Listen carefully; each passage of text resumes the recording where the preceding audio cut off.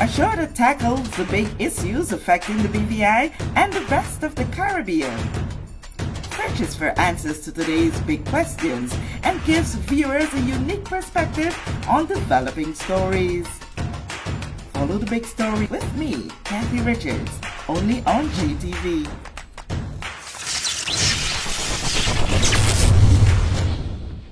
This show is brought to you by the National Bank of the Virgin Islands, Cyril B. Ramney Tertola Pier Park, NV Salon Spa Nail and Barbershop, the Wellness Center, Medical and Behavioral Health Clinics, Tissley Cross Deliciously Smooth Cider, HOV Medical, and Digicel. Sign up for Digicel Plus Home Light Bundles, faster internet, movies, and sports.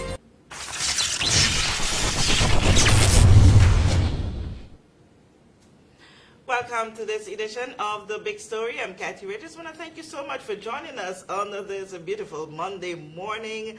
It's October 30. We're down to the bottom of the month. Yes, we're quickly approaching the end of the year, but today we have a special edition where we have the honor of the presence of the Premier and Minister of Finance, Dr. the Honorable Natalia D. Wheatley. I want to thank you so much, Premier, for making the time to be here to start off this week with us. We know that, there's so many things that are on the table being discussed, so many topics around, but the specific reason why we are here is to talk about a number of things that we would have heard come out of the recent press conference with the opposition members of the House of Assembly.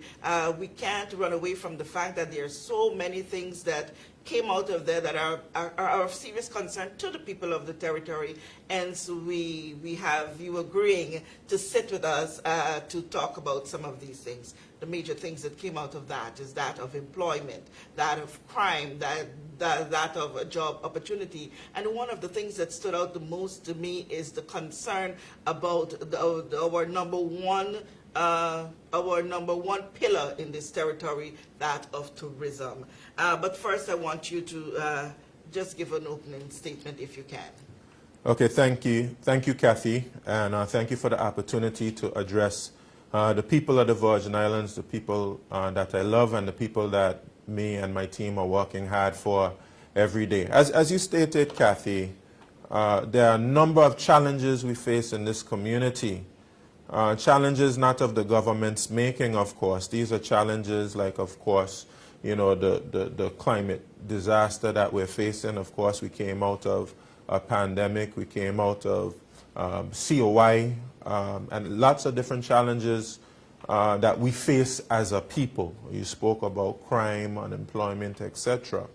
And I want to let the people of the Virgin Islands know that we're working hard to address those challenges, and we're going to be coming to them, especially as we get close to the budget speech, and letting them know the plans and the initiatives in terms of solving some of these challenges. But what becomes very concerning to me is a narrative that is being put forth that things like crime is the fault of the government, or some of the other challenges we have are the fault of the government. And I see that mainly as a self-serving narrative being promoted by the opposition, and a very dangerous narrative that they're promoting. And it's important for me to ensure that I let the persons know that we're working to address these challenges. And many of these challenges were left unaddressed by previous governments, which all the members of the opposition, with the exception of Honorable Stacey Mather, served in past governments and largely unaddressed these challenges and these issues. But I'm not complaining about that. It is up for us to solve these challenges. But the very individuals who left these challenges on the table for us to solve can't come and say, well, you're taking too long. Because, of course, we have a multiplicity of challenges which were left there by previous administrations. It's going to take time to address them, but we are addressing them one by one. And I can assure the people of the Virgin Islands that. If I am to interject there, we understand the role of an opposition. And that one of that main role is to keep the government on its heels, to keep the fire under your feet. So when we hear the response like you would have given, that despite it was something that was left there from the past, and now to come to say it should have been done, or you should get it done expeditiously, we can appreciate that it's the role they're doing to ensure that you keep at it and don't in any way get a little bit tardy. The more the pressure is on. But Kathy, let me just say to you, the job of the opposition is not to mislead the people. Now let me give you a good example. It is being promoted, which is very dangerous, that crime is a result of a lack of opportunities in our economy. Now, I see that as being a very dangerous thing to promote, Kathy Richards, because we have persons in our community working hard every day to be able to put food on the table. They're being responsible. They're not going and saying to other persons, I'm going to take what you have. I'm going to disrupt your lives. I'm going to put your life in danger. You see persons who take decisions to commit crime who have jobs. They have responded to an ideology and a mentality that I want the easy way out. I want easy money. I've seen individuals who have been in jail. I have one gentleman, he has been on JTV quite a lot. Ramon George. He was in Balsam Gut in the prison. He has come out of prison and he has been doing an awesome job. He is in the marine industry. He is a boat captain. He's when I need to go someplace, sometimes he takes me on the outer islands and making good money in the marine industry. We have other individuals. I spoke not too long ago, some days ago, with an individual who was one of the island boys in a documentary that was shown on the television, where they were importing drugs into the United States from places like the United States Virgin Islands. He told me, one of the individuals, that he had the opportunity to go to college and play baseball. A great opportunity. But then he got caught up in criminal activity and ended up doing 25 years in prison. And those are the type of persons, Kathy, that we have to show as an example that crime doesn't pay. And our economy still has opportunities. We produce work permits and lots of persons on work permits. Okay? And we are making, I would say, commendable efforts to help get persons employed by establishing employment programs that did not exist before. This is an example, Kathy. If we had proper employment programs before, we wouldn't have to create them now. And we've taken the best elements of things like Honorable Walwyn's, when he was Education Minister, Youth Employment Services. But his Youth Employment Services only addressed a small portion of the population, because unemployment is there for persons who are very advanced in their ages. And so we have opportunities for all persons. And this is a program which is still being developed. It's still being fleshed out. But of course, if it was done before, we wouldn't have to be fleshing it out right now. And we have persons among the districts who are getting opportunities with the rated programs. I heard persons in the opposition complaining about bush cutting opportunities not being, persons can't do it for the entire year. In the past, Kathy, I know bush cutting to take place 2 times of the year, in the summer and around Christmas time. Now we have established a program where the bush will be cut all year round. Of course, we just put it under the leadership of the Solid Waste Department.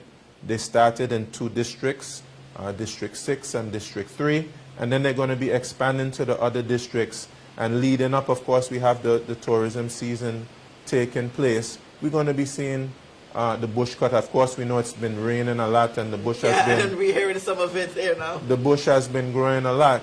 But this rated program, some persons say it's not working.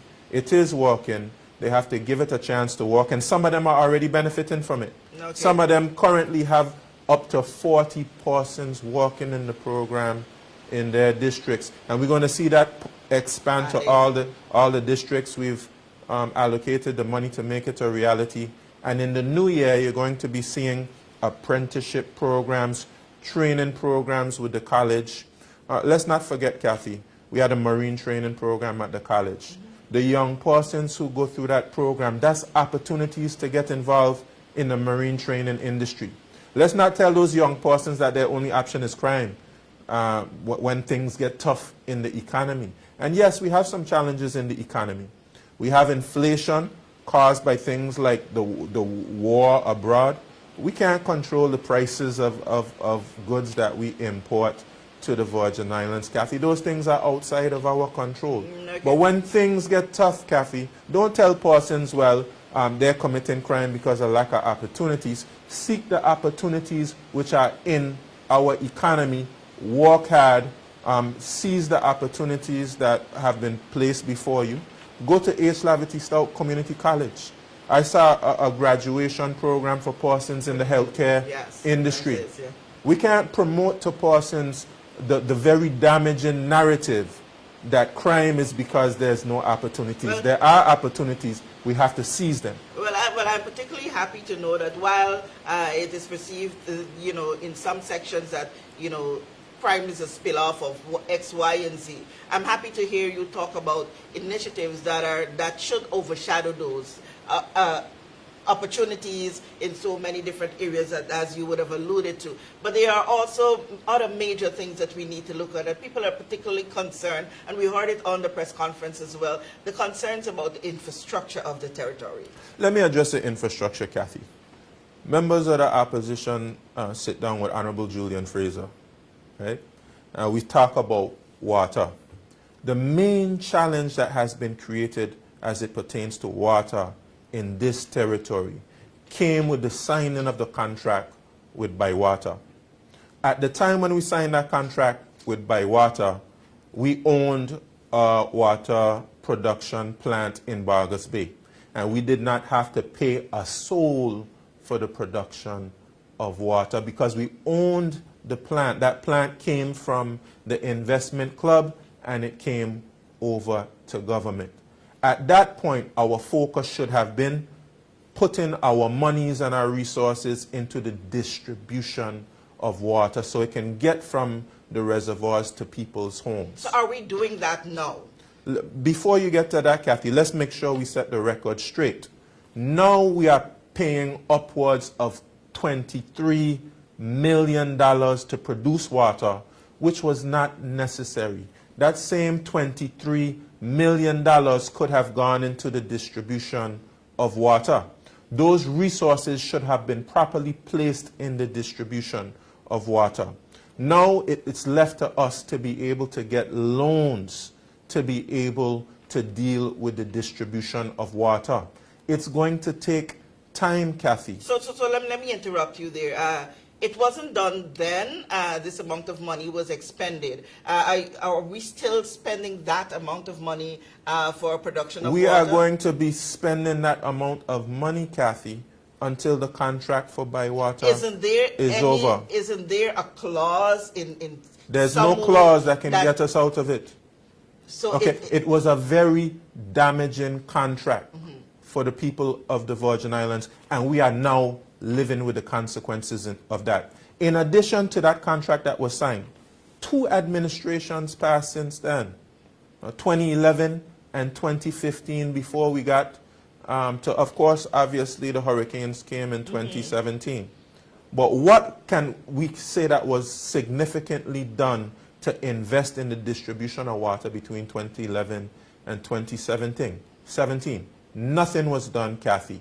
What is we now? Are we investing in? Are we making that decisive decision to plug whatever money? Kathy, during this administration, we will solve the distribution of water. I'll give you an example. We just signed a road contract between Paraquita Bay and Hodges Creek. Hodges Creek, yeah. A part of that road contract is taking up the old pipes and replacing them with new pipes. The challenge that we have, Kathy, every time you see water and sewage dig up the road, is because we have some old, brittle, dilapidated pipes which need to be addressed. So as we address the road challenges, and I'm going to come to the road challenges as well, at the very same time as we address the road challenges, we are going to replace the pipes in the ground. And this is what's going to help us to solve the water crisis of the water getting from people's, from the reservoirs to people's homes. But this challenge was directly created by the Bywater contract. And the lack of action in consecutive administrations to invest in the water distribution network. Let me address roads, Kathy. And the roads are in a terrible state, Kathy. But the biggest challenge why our roads are in a terrible state is not a lack of vision from our government or a lack of planning from our government.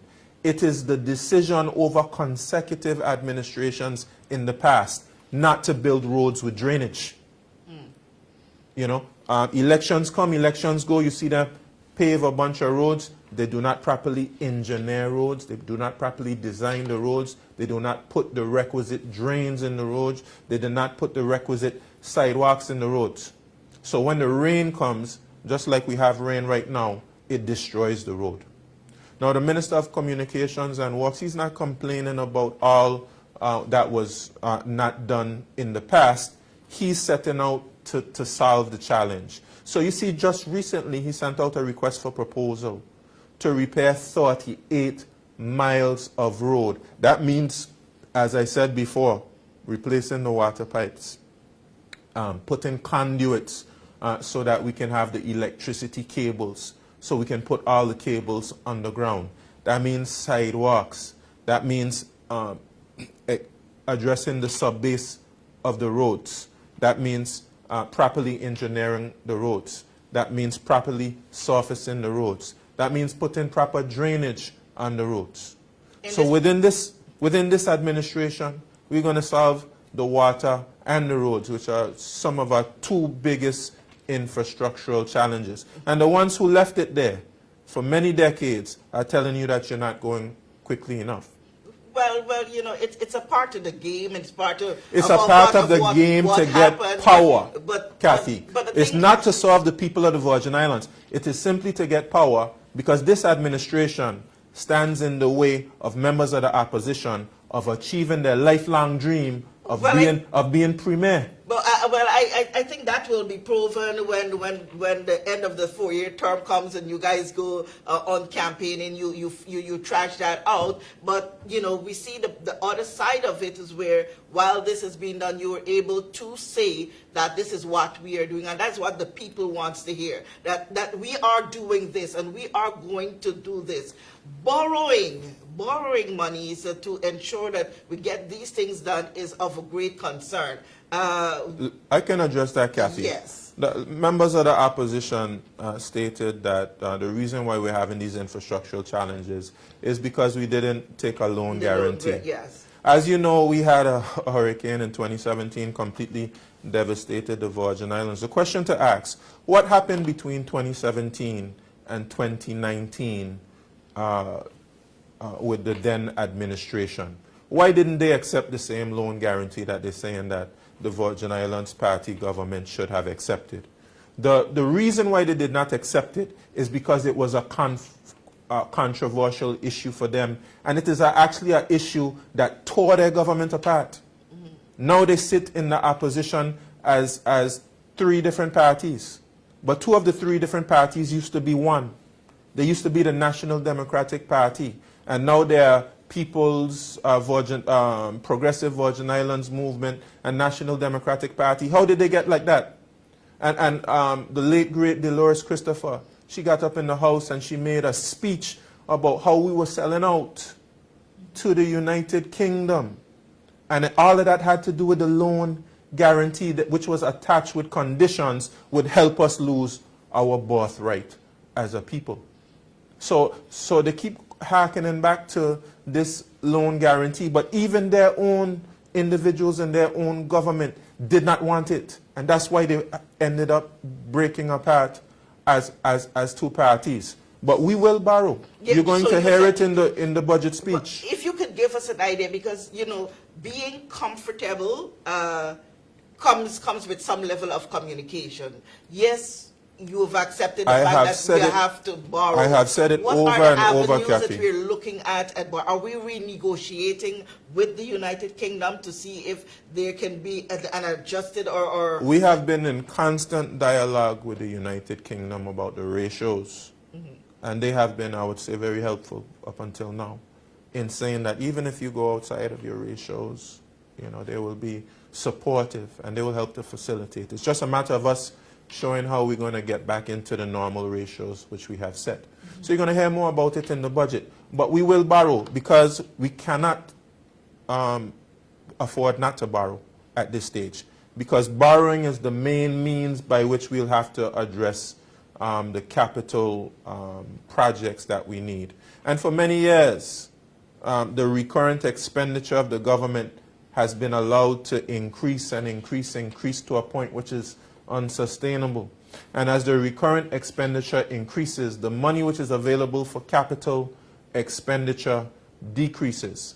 So we have to take steps to grow our economy and to control the rate of growth of the recurrent expenditure. I'm going to speak a little bit more about that in the budget speech. But as it pertains to growing the economy, Kathy, I want to address tourism. okay? Before we get to tourism, I want us to come back, but that will be our closer because that's the big one of the big ones. The other concern that persons have is the ability for us to help our own people. We saw with the recommendation from the Commission of Inquiry where grant assistance were removed from legislators and is now in the hands of the Social Development Department. Am I correct? Social Development. There seems to be the feeling that the model that this was handed over with is causing serious suffering by the people who should be benefiting from this. And to boot with that, while we understand there was a time frame in getting this done in order to, as one of the mitigating factors for the UK not to impose on our constitution, it had to be done with some haste.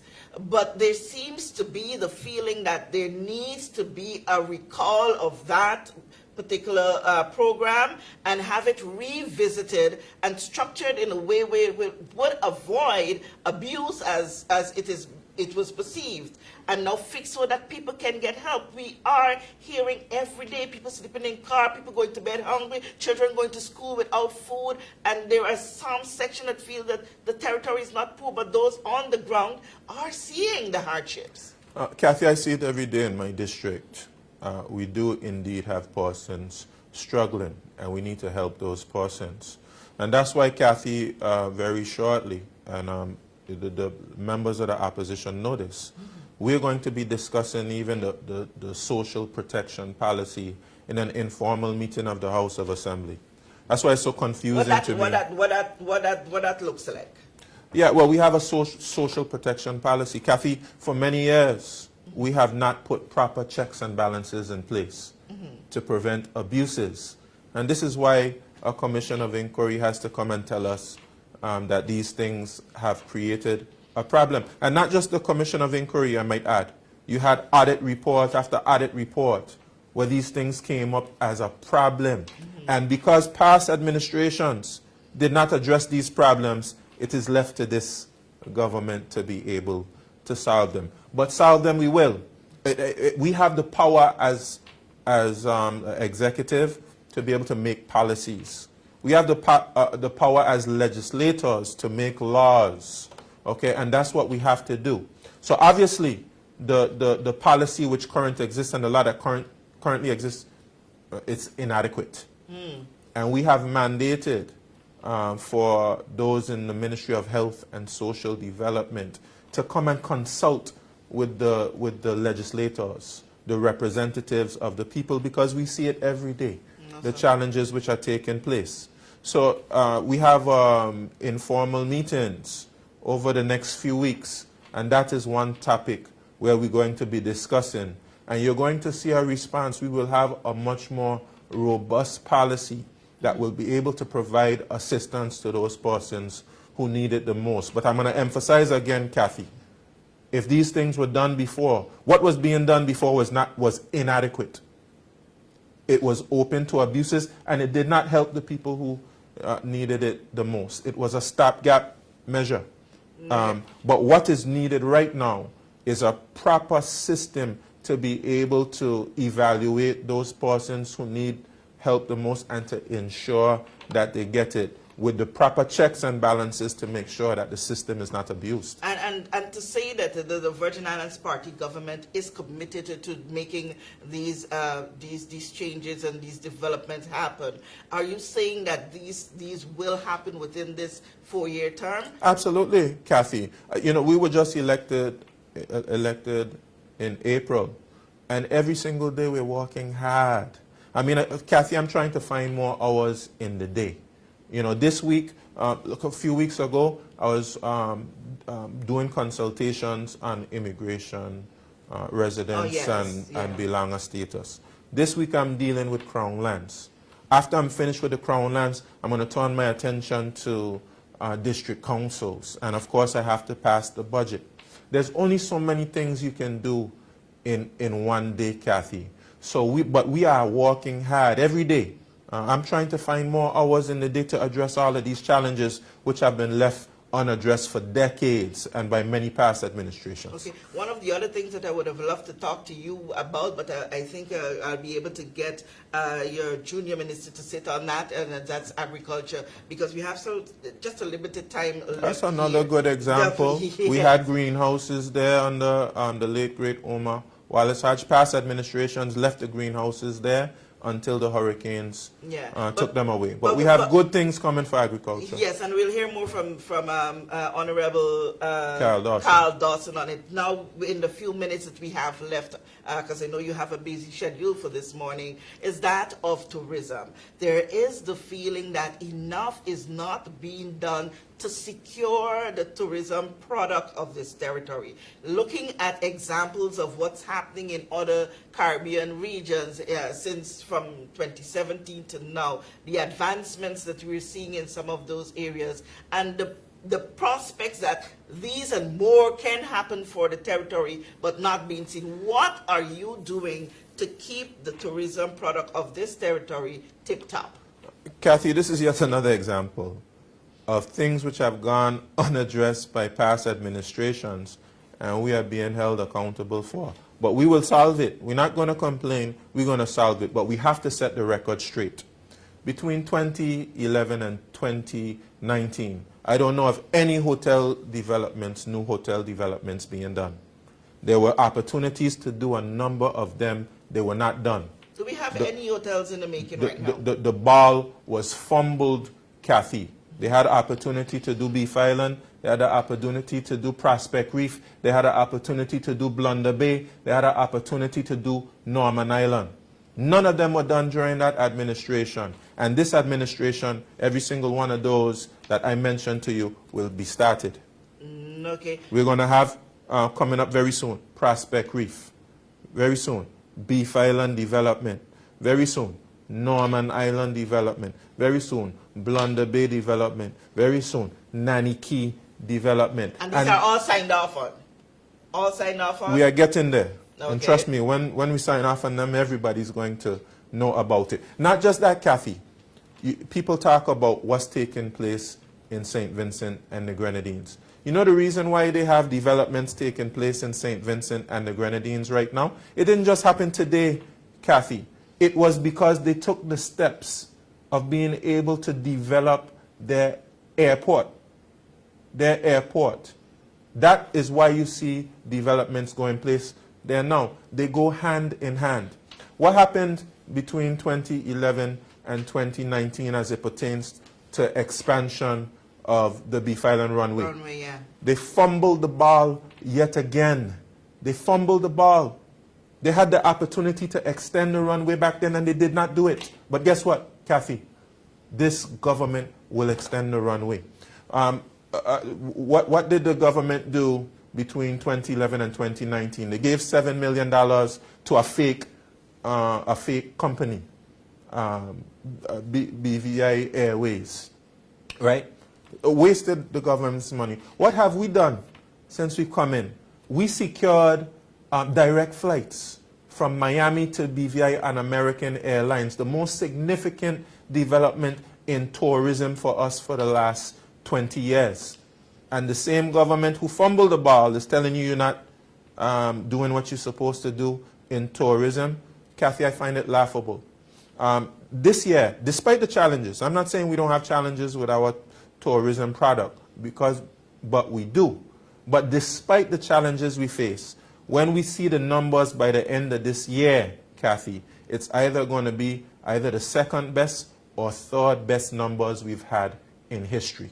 Okay, what are some of the things that we're doing to fix those challenges that you were alluding to within the tourism sector? Well, that's what I'm speaking to you about. We know we have a problem with beautification. That's why we're working hard to see how we can get the rated program going so we can get the roads clean. You have to fix the roads, you have to fix the water. But of course, we have to do better job as it pertains to our marketing. We have to increase our efforts. That's why you see us, persons criticize you for traveling. You have to go to these trade shows and these road shows if you want to be able to sell your product. We have to get much more aggressive in selling the product of the Virgin Islands. And we have to do things like we said, enhance the different areas of our tourism product, culture and heritage tourism, sports tourism. You saw the OECS volleyball championships which were here, brought a number of persons here. We have so much potential in cricket and in football and in basketball and all of these areas to bring visitors in. And of course, the one that gets a lot of attention, entertainment tourism. This is what it is we need to help to diversify and enhance our tourism product, especially in the summer when things get slower. Okay, I know you have a 10 o'clock appointment, but I'm going to steal 2 more minutes from that time to have you address the cry for government to assist small business development. Not just small business, businesses generally in the territory are crying out for help, and it seems to lend to the notion that government has a great part to play in helping these small businesses generally. Well, Kathy, again, I have to point to you to what happened in the past, and not just point to what happened in the past, tell you what we're going to do moving forward. In the past, we faced a situation where governments in the past, between 2011 and 2019, gave out a bunch of loans to small businesses which were never repaid. So you have to make sure that you put accountability measures in place when you give resources to small businesses to make sure that they repay those loans. I can give you information about all of the resources which were pumped into small businesses and then they never repaid those loans. And that was because of the lack of accountability measures put in place by the previous administration. But despite that, Kathy, we're going to take steps. You heard the Deputy Premier speak about it in terms of getting the Business Bureau going again. I'm supportive, as Minister of Finance, of making funds available, but we have to make sure that these funds will be accountable with the use of these funds. And because sometimes persons here with government, once government is involved, you don't have to pay back. And that is the problem we have to confront in providing assistance to small businesses. But sometimes some persons are not ready to receive the money, Kathy, meaning that they don't have a proper plan in place as a business. That's why Information is important. Yeah, so that's why, of course, I support the reestablishment of the Business Bureau, and not just that, partnerships with private organizations like Forge, who hire BVI, different people like that who are helping our businesses to be able to thrive and to prosper. Okay, it's been a pleasure having you, Premier, and I respect that you have another appointment, but in this minute you have a minute or two to give a summary as to where we're at with crime, employment, and community development. Come the new year, we're going to have an anti-crime summit. And we're going to bring together all stakeholders, because as opposed to trying to blame the government for crime, we have to recognize that confronting crime is all our responsibility. It's a responsibility of family members. Of course, the same social development you spoke about, we have a responsibility as well to ensure that persons are not falling by the wayside and getting crazy ideas in their head in terms of how to survive. We have the business community has to come together in terms of how we solve crime. Of course, you know that the governor has a constitutional responsibility for internal and external security. So we have to ensure that he has initiatives coming to ensure that we confront the challenge of crime and violence in our community. It is a whole societal effort, you know. Just seeking to blame the government is not leadership. That's just a ploy to make the government look bad and to seek power. And we want to have all members of the House of Assembly show a united effort against crime, not playing the blame game. You know, that's irresponsible in my opinion. But in every area that we're speaking about, we have to show that we're equal to the challenge. It's not a lack of vision or a lack of planning, like some have said. We, for the very first time in the history of the Virgin Islands, have a national sustainable development plan. So plans are there. Of course, we have to take measures to implement the plan. That is natural. But we have a starting point to be able to plan, and we also have a vision. And of course, it's for us in the budget to outline how we fund various areas of the plan. And persons should look forward to the budget speech where I'll be speaking about all of those types of things. But we have many challenges to confront as a territory, Kathy. We're not going to confront these challenges by blaming and avoiding blame. I recognize the responsibility of this government to put forward solutions, but we need the support of all sectors of our community. Okay, Premier, I want to thank you so much for being so open. Sometimes it seemed as though I was being the devil advocate, but it's to get the point over, for persons to understand where we're at, where we were, and where we need to go and are going. Let this conversation continue. From all sides, we invite you to allow the conversation to continue. The more we speak about things, the more we see actions and we see new ideas coming up and how we can tackle situations. So again, Premier, thank you for sparing us sometimes. And you couldn't come a bit earlier because you had to take the kids to school, and that's very admirable. You know, we don't hear it very often. So hats off to all the daddies taking the kids to school. Thank you again, and thank you for joining us for this edition of The Big Story. I'm Kathy Richards.